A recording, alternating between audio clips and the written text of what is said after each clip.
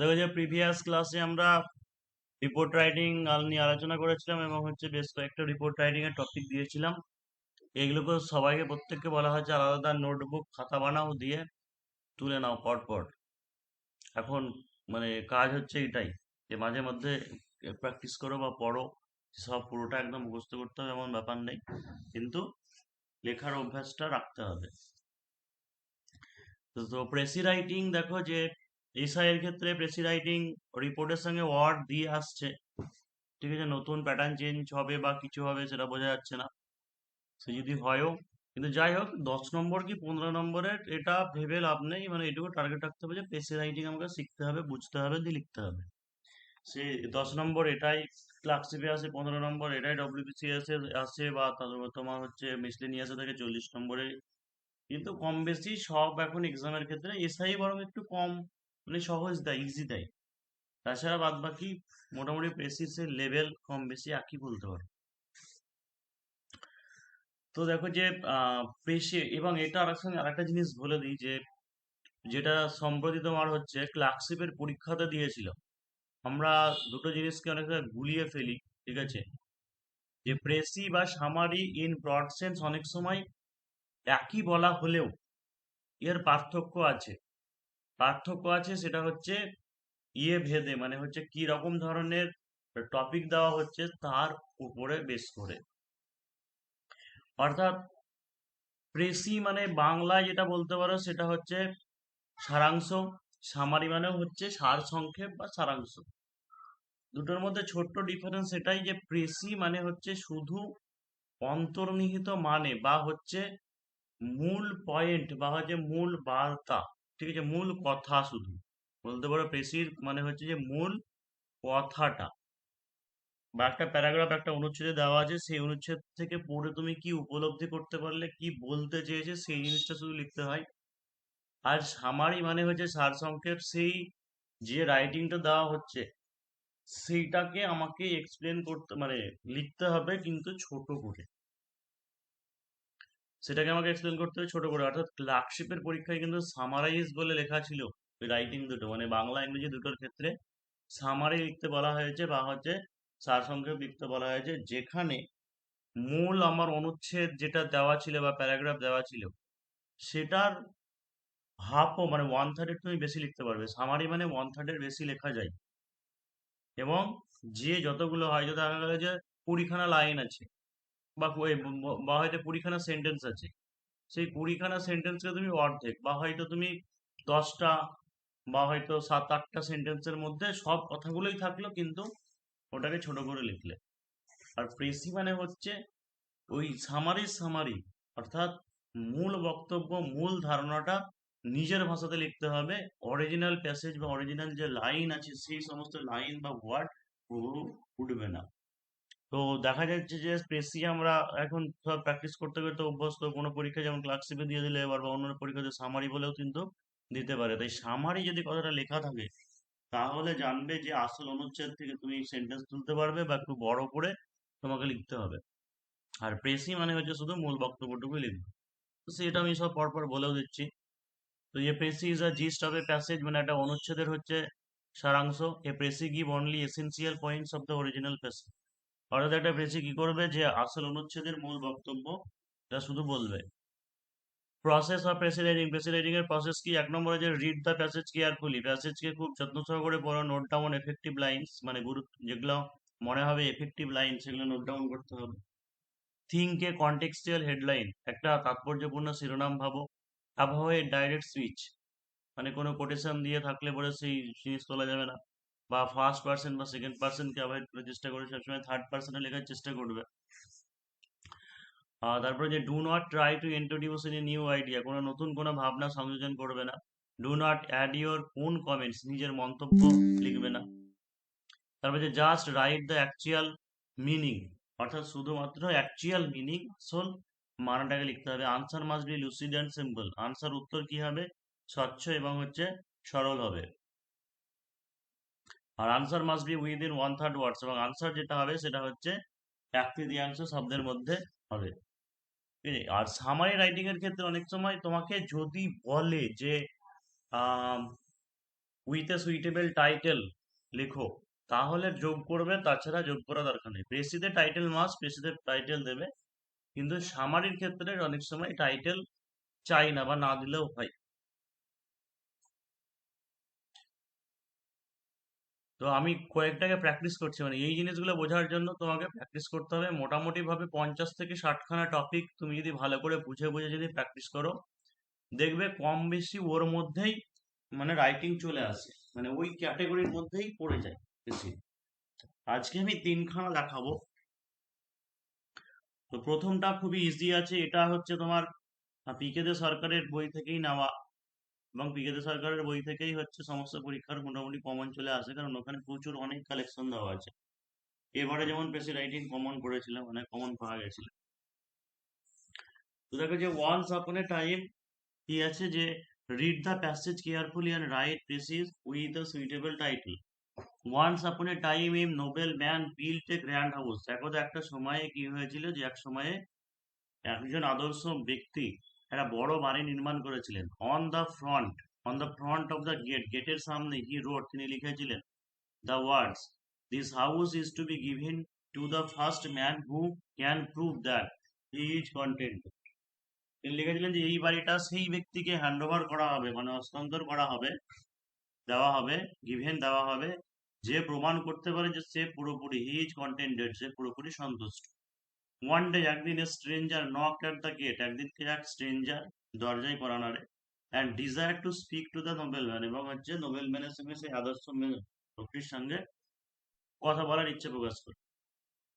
I am কাম, আমি এসেছি, shed he, সে বলল, he, to take possession of this house, মানে এই বাড়িটার অধিকার নিতে, because I can prove that, কিন্তু কারণ আমি প্রমাণ করতে পারি যে আই অ্যাম কন্টেন্টেড, আমি হচ্ছে পুরোপুরি সন্তুষ্ট। না, নোবেলম্যান সেড ইন রিপ্লাই, সেই আদর্শ ব্যক্তিটি প্রত্যুত্তরে বলেছিলেন, but there is certainly no trace of that quality in you, কিন্তু সেই গুণাবলীর কোনো চিহ্ন, ট্রেস মানে এখানে বলতে পারে চিহ্ন, কোয়ালিটি মানে গুণ, সেই গুণের গুণাবলীর কোনো চিহ্ন আপনার মধ্যে নেই। ইফ ইউ আর কন্টেন্টেড, যদি আপনি সন্তুষ্ট হতেন, you would not wish to get possession of my house, আপনি আমার বাড়ির অধিকার চাইতে আসতেন না। সেইং দিস, এটা বলে, he turn the man out, এই বলে তিনি সেই লোকটিকে বাইরে বের করে দিয়েছেন। তো এই যে রাইটিংটা ধরো, মানে অ্যাকচুয়ালি এই রাইটিংটার যেটা হয় সেটা হচ্ছে সামারি লেখাই হয়, বা প্রেসি বলে প্রেসি লেখাও হবে, কিন্তু ডাউট রয়েছে। এক একজন এক এক রকম বলে, বিভিন্ন বইতেও বিভিন্ন রকম লেখা থাকে। তো দুটো রাইটিং মানে এর দুটো আনসার হতে পারে, ঠিক আছে, দুটো ভাবে লিখলে পরে তুমি নাম্বার পেতে পারো। যে প্রথম যেটা ফার্স্ট, যেটা হচ্ছে একটি বড় বাড়ি নির্মাণ করে এক মহান লোক সেটিকে একটি সন্তুষ্ট লোকের কাছে হস্তান্তর করার কথা ঘোষণা করলেন। অর্থাৎ এই রাইটিংটাকে সামারিও বলা চলে, বা সামারি যদি তুমি লেখো, বা সামারি যদি বলা হয়, মানে আরেকটু বেশিও তুমি লিখতে পারো, যে একটি বড় বাড়ি নির্মাণ করে এক মহান লোক সেটিকে একটি সন্তুষ্ট লোকের কাছে হস্তান্তরের কথা করার ঘোষণা করলেন। এক পথচারী সেই বাড়ির অধিকার চাইলে সেই মহান ব্যক্তিটি তাকে এটা বলে বের করে দেয় যে অন্যের সম্পত্তি দখল করতে যাওয়া ব্যক্তির মধ্যে সন্তুষ্টির গুণাবলী থাকতে পারে না। অর্থাৎ এটা আমি আগে বাংলাটা বলছি, দিয়ে ইংরেজিটা বলছি। এটা হচ্ছে একটা রাইটিং মানে আনসার হতে পারে। আর একটা আনসার যেটা, এটা যে আদর্শ ব্যক্তির নিজের যা কিছু আছে সেটা নিয়ে সে সন্তুষ্ট থেকে সন্তুষ্ট ব্যক্তিরা অন্যের সম্পত্তি অধিকার করার চেষ্টা করে। এই দুটো রাইটিং এর মধ্যে পার্থক্য কি? প্রথম যে আনসারটা লেখা আছে সেখানে স্টোরি যেটা বলা আছে, সেই স্টোরিটার কথাটাও একটু বলে দিয়েছি, দিয়ে লাস্ট লাইনে এর মূল বক্তব্য কি সেই জিনিসটা আলোচনা করে দিয়েছি, ঠিক আছে, সেই কথাটা বলে দিয়েছি। এইটা, এই রাইটিংটা সামারি রাইটিংও হলো, ঠিক আছে। আবার হচ্ছে তোমার যেটাকে প্রেসি বলে, সেই প্রেসি রাইটিং এর আনসারটাও হয়ে গেল। এবং পিকাজো সরকারের বইয়েও বা অনেক বইতে এই রাইটিং গুলোকে এভাবে লেখা আছে। আবার অনেকে এটা বলে যে পেসি রাইটিং এর ক্ষেত্রে মানে আসল অনুচ্ছেদের কোনো গল্প টল্প থাকলে যে ক্যারেক্টার থেকে সেই ক্যারেক্টার না বলা ভালো, সেগুলো তোলা যায় না, বলা যায় না, মানে ওই যে লোকের কথা বলা হলো, এই উদাহরণ এসবগুলো নিতে হয় না, তাই বলে। সেরকম যদি ভাবো তাহলে আবার এরকম ভাবে লিখতে পারো, যে আদর্শ ব্যক্তি নিজের যা কিছু থাকে সেটা নিয়ে সন্তুষ্ট থাকে, মানে পড়ে আমরা যেটাকে বুঝতে পারলাম যে জিনিসটা। কিন্তু এই তর্ক বিতর্ক অ্যাকচুয়ালি এর যে আইডিয়াল আনসার বা আদর্শ বেস্ট আনসার কি, সেটা কোনো জায়গাতেই ঠিকঠাক নেই বা কোনো রুলস নির্দিষ্ট নেই। মানে হচ্ছে একটা ক্যান্ডিডেট, আমার মতে যে একটা স্টুডেন্ট যে সে স্যাটিসফাই করতে পারলেই হোক, যেভাবেই লিখুক বা যেমন করে হোক, মূল সে ব্যাপারটা বুঝতে পেরেছে কিনা, দিয়ে সে স্টুডেন্ট মানে টিচারকে স্যাটিসফাই করতে পারছে কিনা, বোঝাতে পারছে কিনা, সেটা হলেই ঠিক। তাই রাইট আনসার কি হচ্ছে যে এটা, যেটা প্রথমটা বললাম যে দ্য মোস্ট কন্টেন্টেড পার্সন। এখানে আমি দুটো আনসারটা বলে দিচ্ছি, তারপরে কিভাবে ছক কেটে ঘরে বা প্রত্যেকটা ঘরে ঘরে লিখতে হবে সেটা আমি পরে রাইটিংয়ে দেখাবো। তো দ্য মোস্ট কন্টেন্টেড মানে শিরোনাম একটা দিয়েছে কি যে দ্য মোস্ট কন্টেন্টেড পার্সন, এটা টাইটেল বা শিরোনাম তোমাকে ভাবতে হবে। এবং টাইটেল বা শিরোনাম যেটা হবে, সেই শিরোনামে মানে অনেকে যেটা প্রবণতা থাকে যে সেই শিরোনামের মধ্য দিয়ে যেন সবকিছু বলে দেয়, যে সবকিছু বলে দেয়। তো এখানেই যে সব থেকে সন্তুষ্ট ব্যক্তি বলেই দিয়েছে, সব থেকে সন্তুষ্ট ব্যক্তি কে বা কি, সেই কোশ্চেনটা মনের মধ্যে যেন থাকে। টাইটেল মানে সাসপেন্স, এই যে একটা শিরোনাম বা টাইটেল মানে সাসপেন্স। এবং পুরো, অনেকে হয়তো বলবে যে কোয়ালিটি হবে কন্টেন্টেড পার্সন, এরকম বলতে পারে, হ্যাঁ হবে, অবশ্যই বলা যেতে পারে, কিন্তু টাইটেলটা কি বিষয় নিয়ে লেখা হচ্ছে সেই বিষয়ের উপরে আধারিত যেন হয়, মানে ওই ওটার মধ্য দিয়ে আনসার বলে দেবেন টাইটেল বা শিরোনাম। তো কনস্ট্রাক্টিং এ বিগ হাউস, একটা বড় বাড়ি নির্মাণ করে এ গ্রেট ম্যান, একটা আদর্শ মেন, একটা গ্রেট ম্যান। দেখো এখানে কি লিখেছে গ্রেট ম্যান, কেন? তার কারণ আমার আসল অনুচ্ছেদে কি বলা ছিল, নোবেল ম্যান বলা ছিল, তাই তো, নোবেল ম্যান বলা ছিল। সেই কারণের জন্য আমি চেষ্টা করলাম বা চেষ্টা করবে যে হচ্ছে আসল অনুচ্ছেদের মূল বক্তব্য মানে ওয়ার্ড না তোলা। কিছু কিছু ক্ষেত্রে আমাকে হয়তো তুলতে হতে পারে, কিন্তু এখানে যেমন বিল্ড লেখা আছে, আমি বিল্ড বলিনি, কনস্ট্রাক্ট বলেছি, সেখান থেকে হয়েছে constructing, constructing a big house, বড় নির্মাণ করে, এ গ্রেট ম্যান। ঠিক আছে, ওখানে যেমন আছে গ্র্যান্ড মনে হয় আছে নাকি, আসল অনুচ্ছেদে বড় বাড়ির যেটা আছে সেটা গ্র্যান্ড হাউস লেখা আছে, আমি বিগ লিখেছি সেজন্য। যে constructing a big house, a great man declared ঘোষণা করেছিলেন টু হ্যান্ড ওভার। ঠিক আছে, ওখানে লেখা ছিল ইজ টু বি গিভেন লেখা ছিল, সেখানে করেছি যে ডিক্লেয়ার টু হ্যান্ড ওভার, অর্থাৎ ঘোষণা করেছিল সন্তুষ্ট করার টু এ, এটাকে টু এ কন্টেন্টেড পার্সন, একজন সন্তুষ্ট ব্যক্তির কাছে। ইয়ে ওয়ে ফেয়ারার, ওখানে স্ট্রেঞ্জ ম্যান ছিল যে একজন পথচারী বা অচেনা লোক, এখানে ছিল ইয়ে ওয়ে ফেয়ারার ডিমান্ডেড, দাবি করেছিল the possession of the house, সেই বাড়ির অধিকার। বাট দ্য গ্রেট ম্যান ব্যানিস্ট, কিন্তু সেই লোকটি, মহান লোকটি, ব্যানিস্ট মানে হচ্ছে তাড়িয়ে দেওয়া বা হচ্ছে নির্বাসিত করা, মানে যেমন টার্ন আউট লেখা আছে। তো যে ব্যানিস্ট হিম মানে তাকে নির্বাচিত করে দিয়েছিল, তাড়িয়ে দিয়েছিল, সেইং দ্যাট এটা বলে যে acquiring others property, acquiring others property is not the quality of the contented person, অন্যের সম্পত্তি অধিকার করা হচ্ছে কন্টেন্টেড পার্সনের গুণাবলী নয়। আর অন্যটা আরেকটা যদি ফরম্যাট এটা লিখো, তাহলে এটা বলতে পারে virtue of A contented person দিতে পারো টাইটেল বা শিরোনাম। দ্য আইডিয়াল পার্সন মানে আদর্শ ব্যক্তি, আর একটা যেটা বা ideal person is contented with what he has, মানে একজন আদর্শ ব্যক্তি পুরোপুরি সন্তুষ্ট থেকে তার যা কিছু আছে সেটা নিয়ে, তার যা আছে। স্যাটিসফাইড পিপুল, সন্তুষ্ট ব্যক্তি, satisfied people do not try to possess, সে অধিকার করার চেষ্টা করে না দ্য প্রপার্টি অফ আদার্স, অন্যের সম্পত্তি অধিকার করার চেষ্টা করে না। নেক্সট আরো একটা সেম মানে একই রকমেরই অনুচ্ছেদ দেখা যায়, পরেরটা ওই গল্পের মতোই, যে a man in the east where they do not require as much clothing as in colder climate, একজন মানুষ কি হচ্ছে যে in the east where they do not require as much clothing in colder time, মানে শীতের সময় কি ছিল যে তার কাছে যথেষ্ট প্রয়োজনীয় কাপড় ছিল না। Give up all worldly concerns, give up মানে হচ্ছে পরিত্যাগ করে, ওয়ার্ল্ডলি কনসার্নস সমস্ত জাগতিক চিন্তা, and retire to a wood এবং সে জঙ্গলে আশ্রয় নেয়। দেয়ার হি বিল্ড এ হার্ট, সেখানে সে একটা বাড়ি কুটির নির্মাণ করে, অ্যান্ড লিভড ইন ইট এবং সেখানে বসবাস করতে শুরু করে।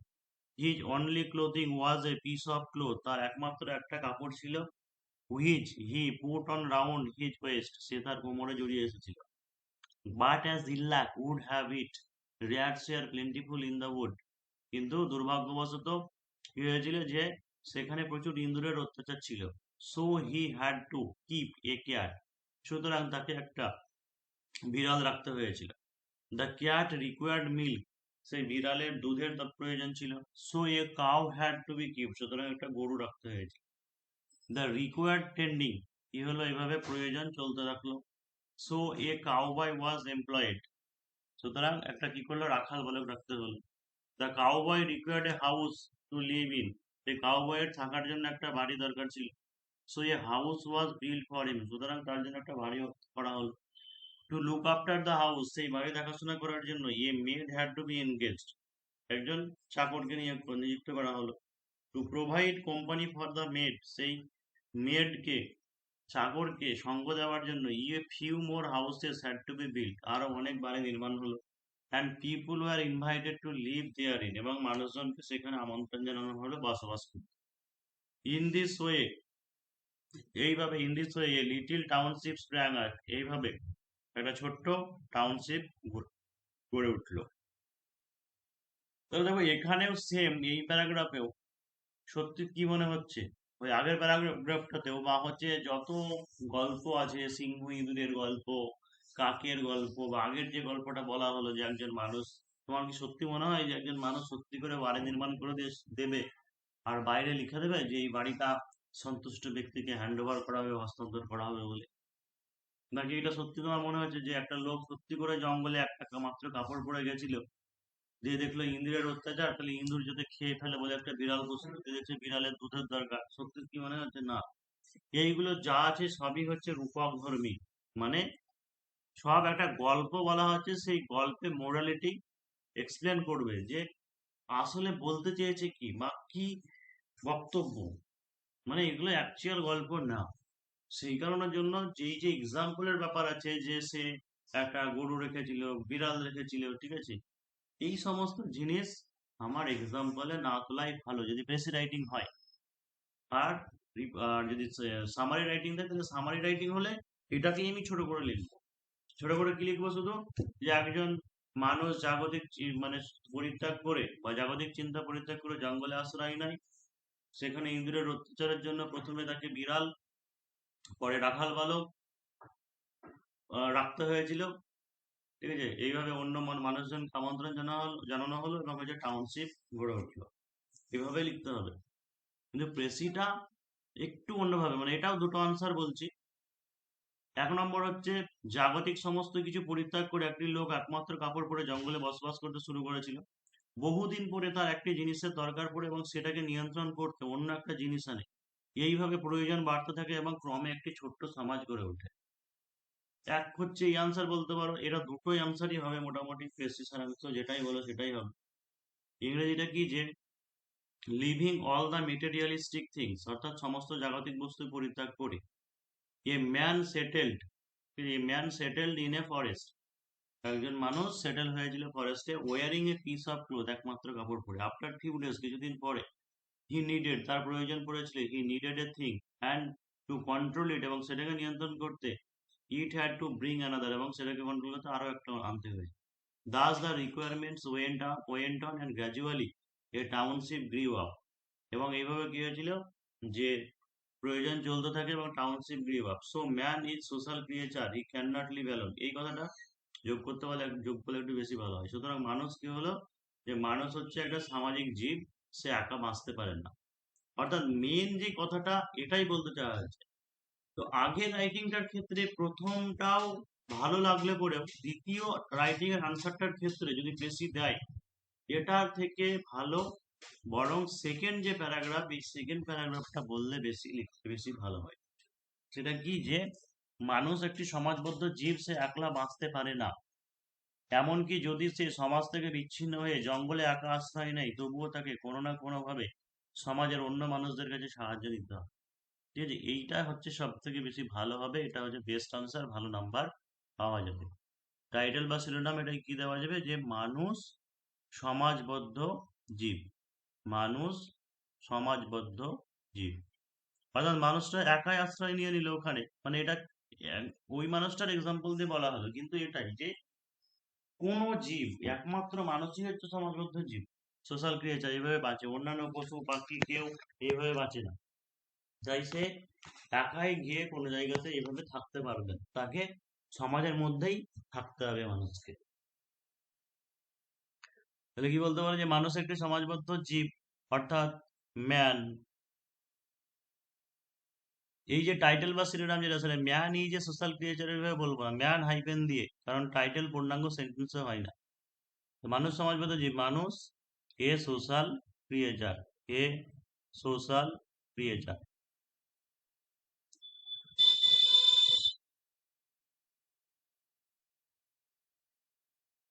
তো মানুষ সমাজবদ্ধ জীব, man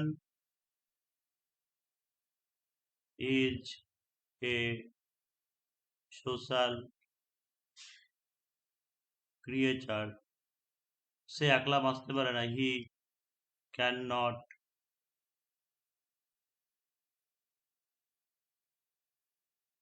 he can not survive,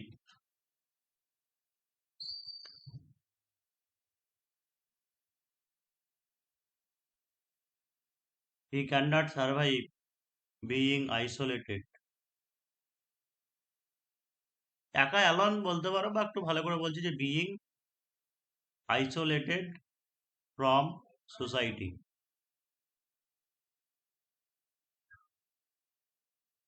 এমনকি যদি সে সমাজ থেকে বিচ্ছিন্ন হয়ে জঙ্গলে একা আশ্রয় নেয়, তবুও তাকে কোনো না কোনো ভাবে সমাজের অন্য মানুষের হেল্প নিতে হয়।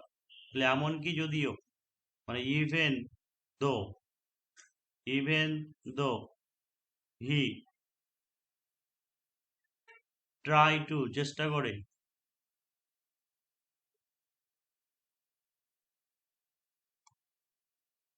হি ট্রাইজ টু টেক শেল্টার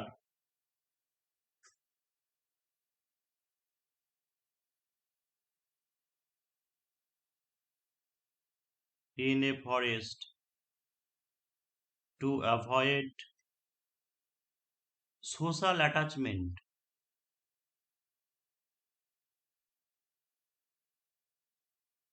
তাহলে তাকে কি হচ্ছে যে কোনো না কোনো ভাবে সমাজের অন্য মানুষের কাছে হেল্প নিতে হয়। তাহলে নিতে হয়, হবে, he has to take he has to take help of other member of the society.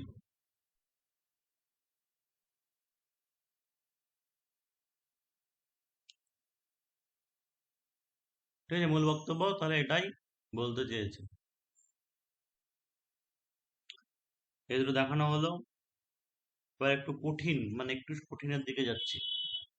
মানে এই রাইটিং গুলো বিশেষ করে হচ্ছে ডব্লিউবিসিএস বা মিসলেনিয়াস লেভেলের পরীক্ষাতে আসে। যদিও ক্লার্কশিপে এবার সহজ দিয়েছিল, তার আগে এবার খুব কঠিন ছিল।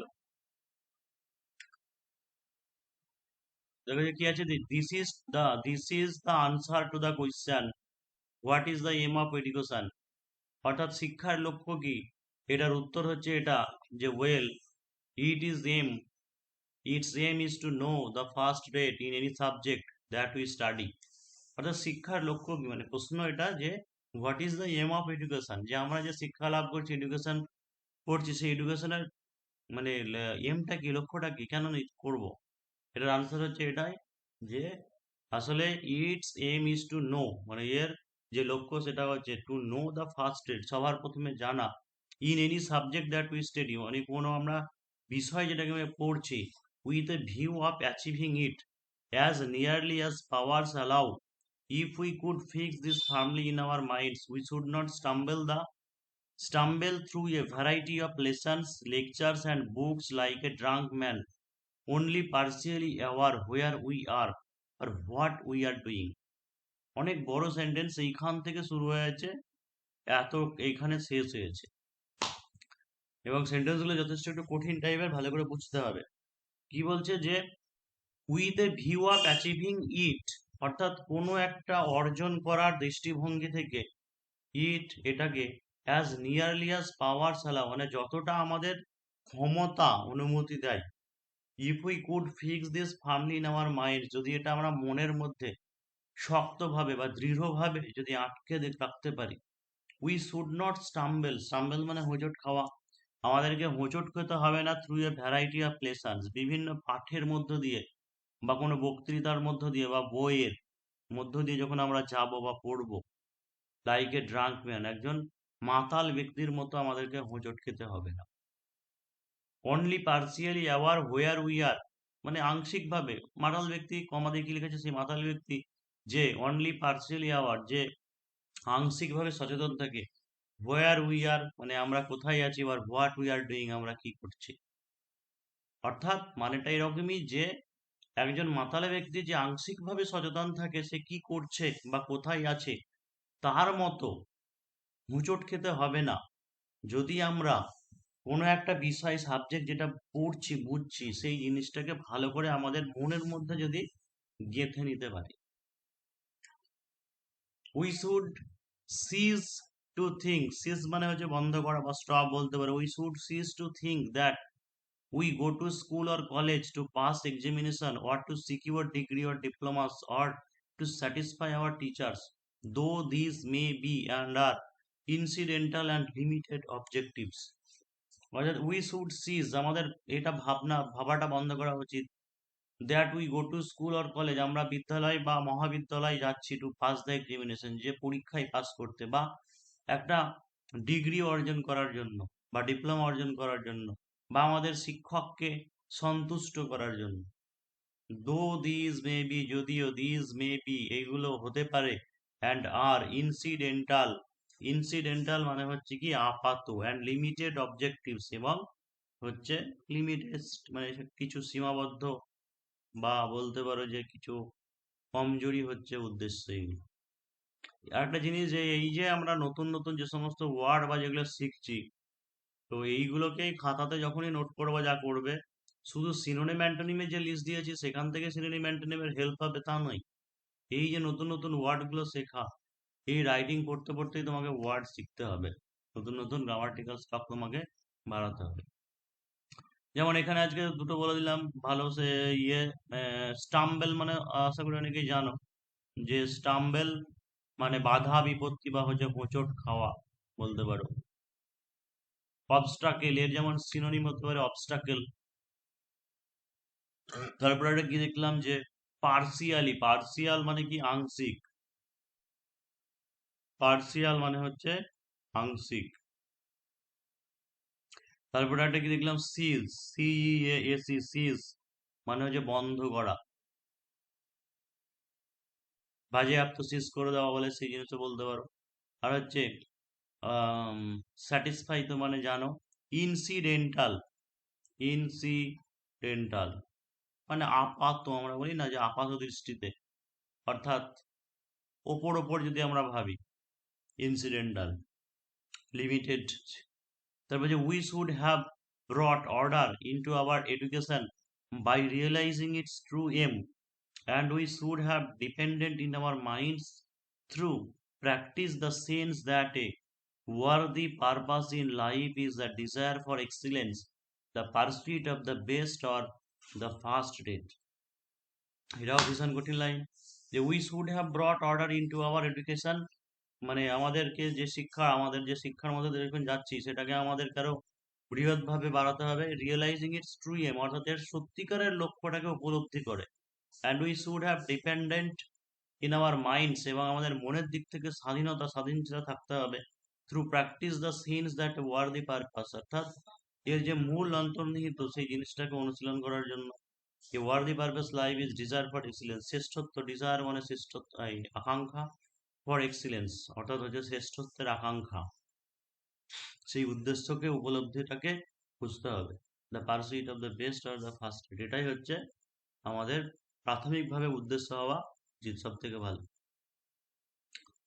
তাহলে এই যে এই প্যারাগ্রাফটা এটাই যেটা পড়লাম, যখন এরকম কোনো একটা কঠিন রাইটিং দেবে, আনকমন, সাধারণত রিপোর্ট রাইটিং এই প্রেসি রাইটিং আনকমনই পড়ে, কিন্তু কমন পেয়ে গেলে তো ভালো কথা।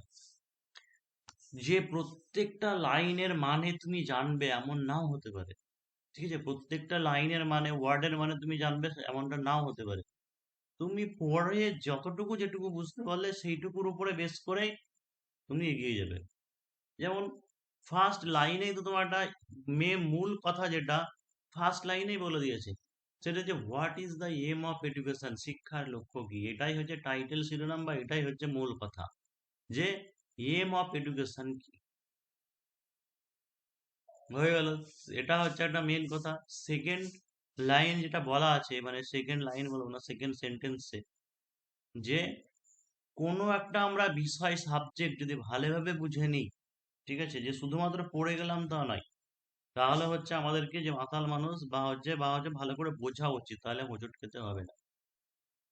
আর দ্বিতীয় নম্বর কি কথা আছে, যে স্কুল কলেজ যে পাস করার কথা বলা আছে, অর্থাৎ যে ডিগ্রি অর্জন করাটা বা শিক্ষাটা শুধুমাত্র ডিগ্রি অর্জন করার জন্য বা টিচারদেরকে সন্তুষ্ট করার জন্য নয়।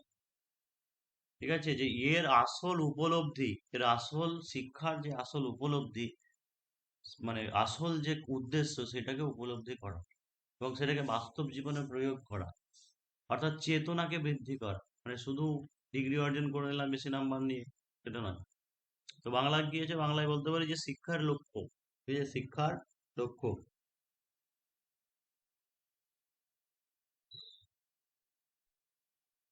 তো বাংলার কি লিখেছে দেখো, যে চেতনাকে সমৃদ্ধ করা শিক্ষার প্রধান উদ্দেশ্য হওয়া উচিত। অর্থাৎ এই কথাটা যেটা আমি বলছিলাম, মানে বাংলা ভাষা যেটা, যে চেতনা, অর্থাৎ কোনো একজন মানুষ যে ভালো শিক্ষিত প্রচুর ডিগ্রি আছে তার মানেই যে তার চেতনা, মানে সে সমাজের জন্য কিছু করতে চাই বা ব্যাপারটা বুঝতে পেরেছে, সেটা নাও হতে পারে।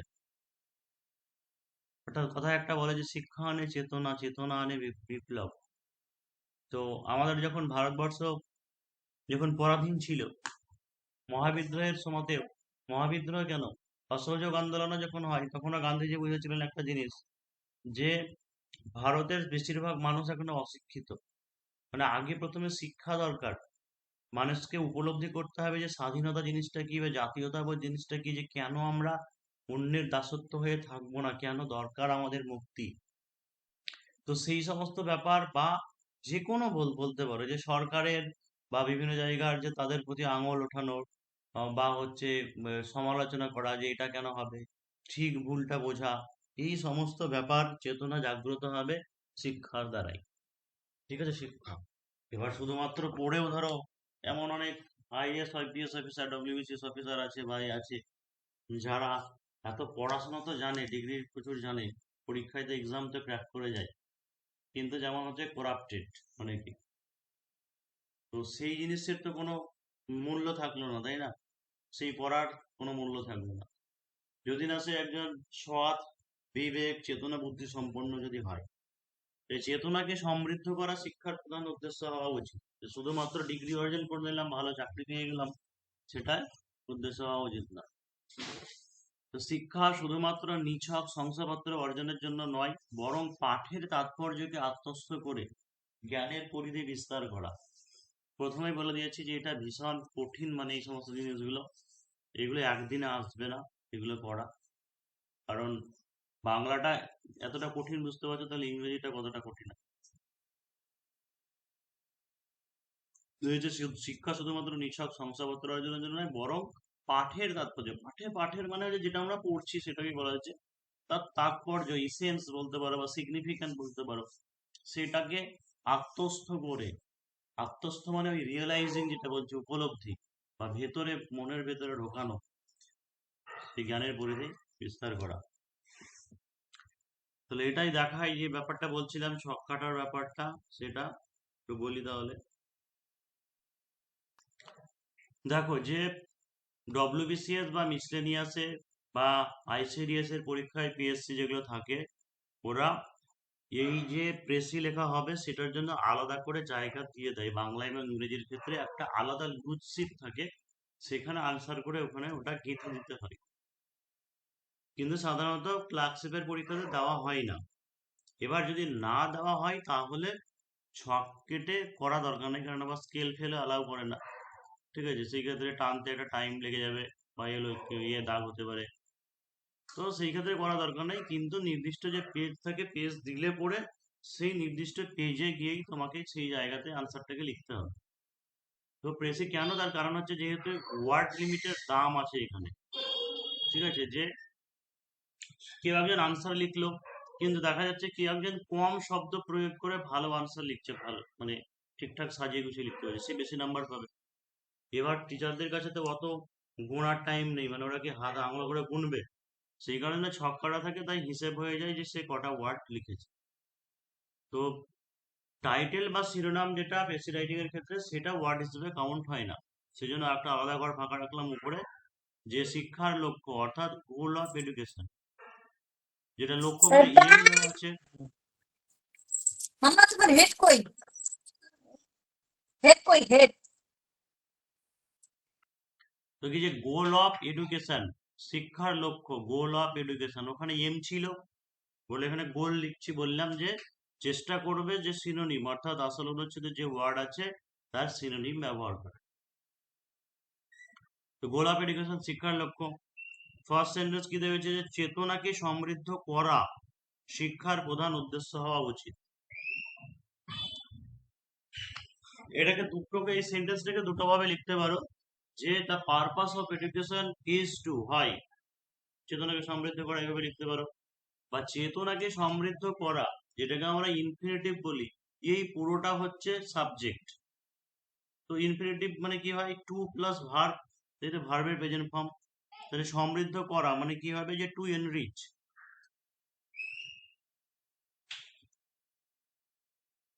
টু, এইভাবে লিখতে হবে প্রত্যেকটা ঘরে। এবার একটা জিনিস, হ্যাঁ ধরো এরকমটা হতে পারে বাই চান্স কারো বানান ভুল হয়ে গেলে বা কিছু হলো, বা সে হয়তো ওয়ার্ডটা চেঞ্জ করে লিখবে, সেই কারণের জন্য হয় তুমি মিডিলে লিখবে না, হয় নিচে থেকে লিখবে বা উপর থেকে লিখবে। হয়তো টু এরকম লিখেছো দিয়ে হয়তো ভুল হয়ে গেছে, যাতে তুমি এইভাবে একটা দাগ দিয়ে আবার নিচে লিখতে পারো টু।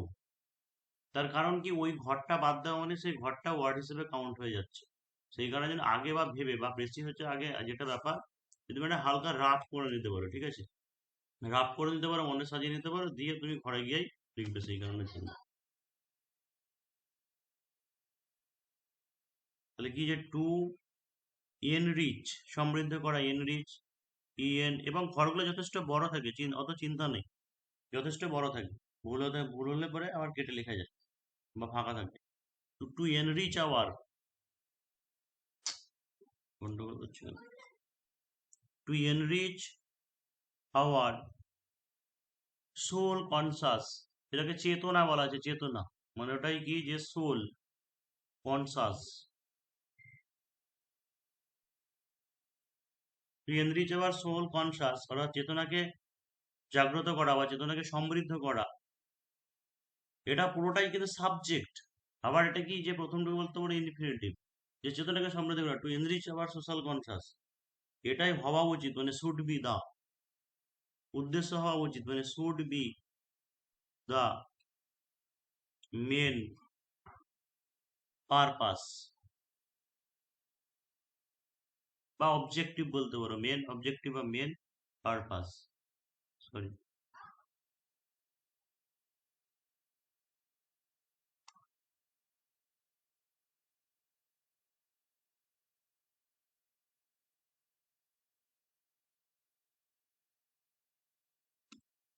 শিক্ষা শুধুমাত্র নিছক শংসাপত্র অর্জনের জন্য নয়, শিক্ষা শুধুমাত্র নিছক শংসাপত্র অর্জনের জন্য নয়। এইটুকু যদি আগে লিখি তাহলে কি হবে,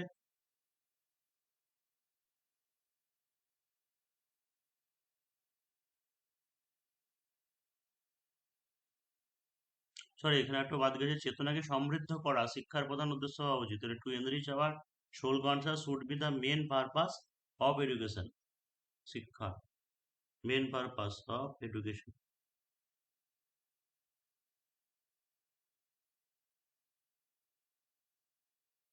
তারপরে কি আছে, শিক্ষা শুধুমাত্র নিছক, তাহলে এডুকেশন হয় না, মানে শুধুমাত্র নিছক শংসাপত্র অর্জনের জন্য নয়। তাহলে এডুকেশন ইজ নট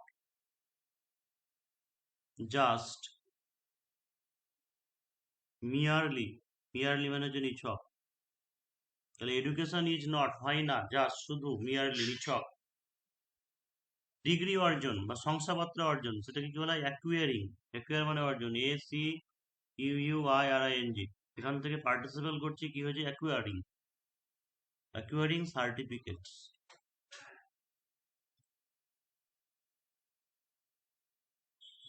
বরং পাঠের তাৎপর্যকে আত্মস্থ করে জ্ঞানের পরিধিকে বিস্তার করা। এই যে দেওয়া আছে, আমরা এটাকে কি বলা হয় সেমিকোলন, অর্থাৎ সেমিকোলন আমরা কখন ব্যবহার করি, যে ফার্স্ট মানে দুটো সেন্টেন্স, মানে বলতে পারো যে সেমিকোলন এক ধরনের মাঝখানে স্টপ মানে দিচ্ছে, ফুল স্টপ দিচ্ছে, কিন্তু ফুল স্টপ দিচ্ছে না কেন? কারণ প্রথম পার্টে যে কথাটা লেখা আছে সেই পার্টের বক্তব্যটা সেকেন্ড পার্টে দিচ্ছি, তখন আমরা এটাকে কি দিই, মাঝে সেমিকোলন দিই। তাই কি হচ্ছে যে education is not just merely acquiring certificate, শুধুমাত্র এটা সার্টিফিকেট নিছক অর্জনের জন্য নয়, বরং পাঠের তাৎপর্যকে আত্মস্থ করে জ্ঞানের পরিধিকে বিস্তার করা। তাহলে কি হবে, যে জ্ঞানের পরিধি বিস্তার করা, বিস্তার করা মানে কি বলতে পারবো, যে ইনক্রিজ, বা একটা ভালো ওয়ার্ড আছে যেটা এক্সপ্যান্ড। তাহলে বিস্তার করা মানে টু এক্সপ্যান্ড। জ্ঞানের পরিধি, জ্ঞানের পরিধি কি বলবো ইংরেজিতে, টু এক্সপ্যান্ড। পরিধি মানে হচ্ছে সারকামফারেন্স বলতে পারো, বা হচ্ছে পেরিফেরি বলতে পারো। টু এক্সপ্যান্ড দ্য পেরিফেরি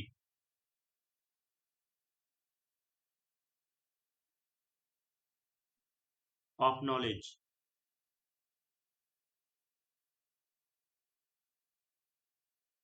জ্ঞানের পরিধি বিস্তার করা অফ নলেজ।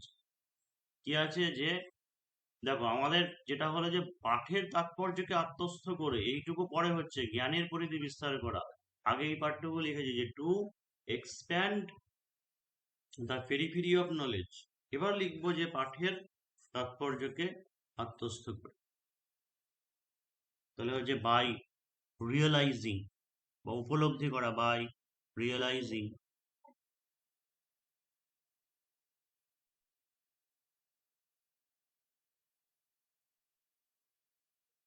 দ্য ইসেন্স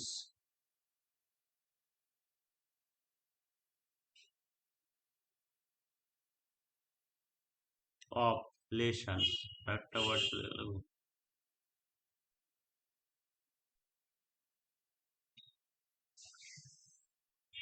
তাহলে এটাই, তাহলে কত হচ্ছে, প্রত্যেকটা পাঁচটা করে আছে তাই তো, এক দুই তিন চার পাঁচ ছয়, পাঁচ ছয় 30, আর একটা হচ্ছে 31। তো ওয়ার্ডস হচ্ছে 31। এটা লিখে দেবে বা কাউন্ট করাই থেকে ওখানে ধরা পড়ে যায়, বোঝা যাবে।